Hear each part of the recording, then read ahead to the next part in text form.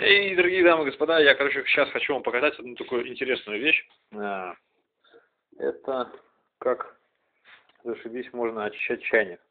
Я сегодня взял уксус, залил в чайник, но уксус у меня закончился. У меня, в принципе, вот так вот очистилось, но вот если вы видите внизу, там осталось такое пятно.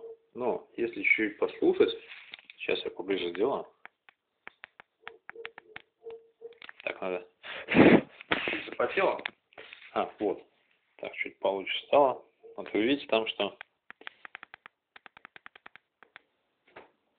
такие вот, камни. Типа и вот, да. И они шипят. Шипят это взаимодействие лимонной кислоты, с кальцием. И если вы хотите почистить, себе хорошо чайник, без особых там химических средств, таких жестких химию, берите просто уксус или эту лимонную кислоту, и он вам там отколбасит. У нас там будет видно, что чуть-чуть там шипение идет такое.